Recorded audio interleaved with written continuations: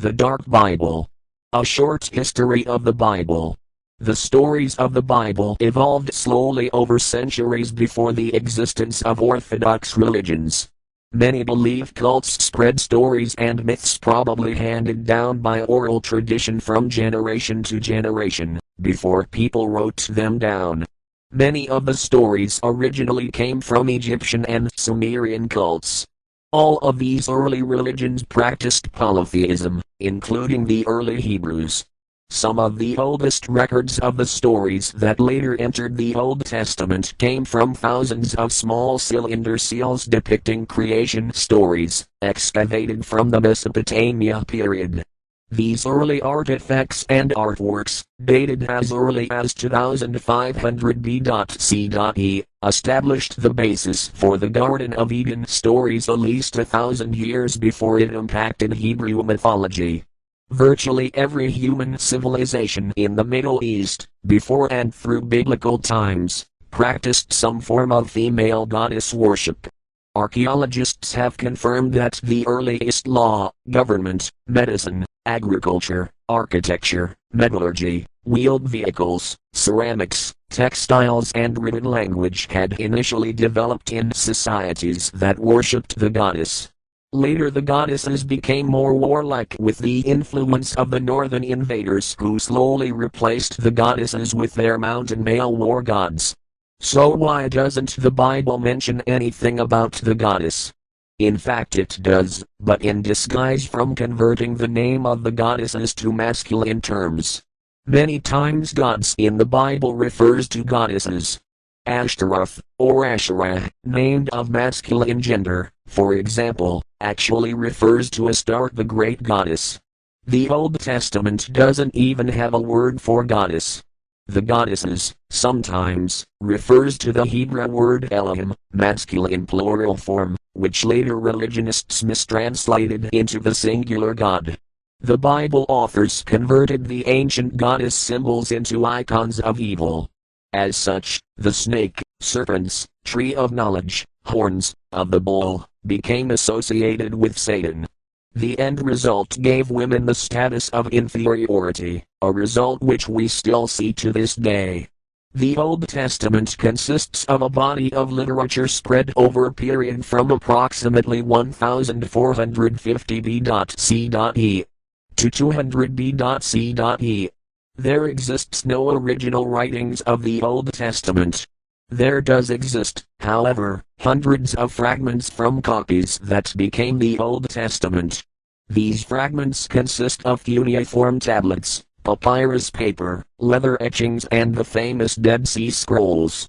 The scribes of the Old Testament wrote in classical Hebrew except for some portions written in Aramaic. The traditional Hebrew scribes wrote the texts with consonants but the rabbis later added vowels for verbal pronouncing. Of course the rabbis did their best in choosing the vowels that they thought gave the words their proper meaning and pronouncement.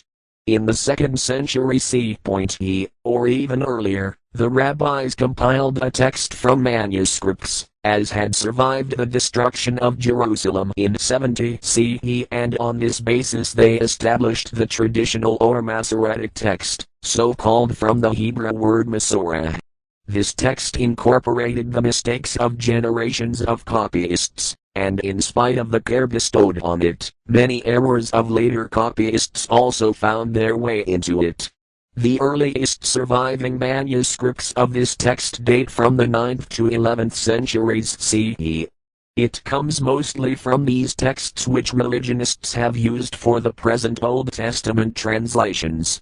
The New Testament has even fewer surviving texts. Scholars think that not until years after Jesus' alleged death that its authors wrote the Gospels. There exists no evidence that the New Testament came from the purported original apostles or anyone else that had seen the alleged Jesus. Although the oldest surviving Christian texts came from Paul, he had never seen the earthly Jesus. There occurs nothing in Paul's letters that either hints at the existence of the Gospels or even of a need for such memoirs of Jesus Christ. The oldest copy of the New Testament yet found consists of a tiny fragment from the Gospel of John. Scholars dated the little flake of papyrus from the period style of its handwriting to around the first half of the 2nd century CE. The language of most of the New Testament consists of Old Greek. Interestingly, there existed many competing Christian cults in the early years, after Jesus' alleged death.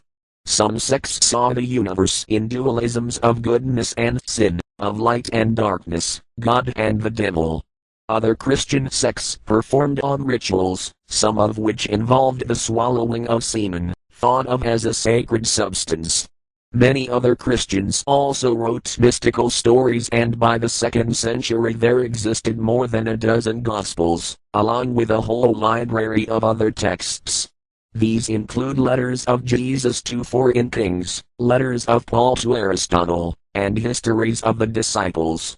In one of these secret Gospels, it describes Jesus taking naked young men off to secret initiation rites in the Garden of Gethsemane. There lived Christian Gnostics, knowers who believed that the church itself derived from the devil to keep man from God and from realizing his true nature. In those first centuries of Christianity, orthodoxy did not exist, and when an organized Orthodox church finally came, it got defined, almost inadvertently, in argument against many of the Gnostic sects. So the idea of the Bible as a single, sacred, unalterable corpus of texts began in heresy and later extended and used by churchmen in their efforts to define orthodoxy. One of the Bible's most influential editors, Irenaeus of Lyon, decided that there should only exist 4 Gospels, like the 4 zones of the world, the 4 wines, the 4 divisions of man's estate, and the 4 forms of the first living creatures, the line of Mark, the calf of Luke, the man of Matthew, and the eagle of John. In a single stroke, Irenaeus had delineated the sacred book of the Christian Church and left out the other Gospels. Irenaeus also wrote what Christianity did not include, and in this way Christianity became an orthodox faith. A work of Irenaeus, Against the Heresies, became the starting point for later inquisitions. There has existed over 100 different versions of the Bible, written in most of the languages of the time including Greek, Hebrew and Latin. Some versions left out certain biblical stories and others contained added stories. The completed versions of the Old and New Testament probably got finished at around 200–300 CE, although many disputed the authenticity of some books which later ended up as apocrypha, uncanonical or of questionable authorship. For example, the book of Ecclesiasticus appears in the Catholic Bible but not in Protestant versions. At around 405 CE, Jerome, Eusebius Hieronymus, finished translating all the Old and New Testament books into Latin, Vulgate Bible, which provided the Roman Catholic Church added power. The Vulgate Bible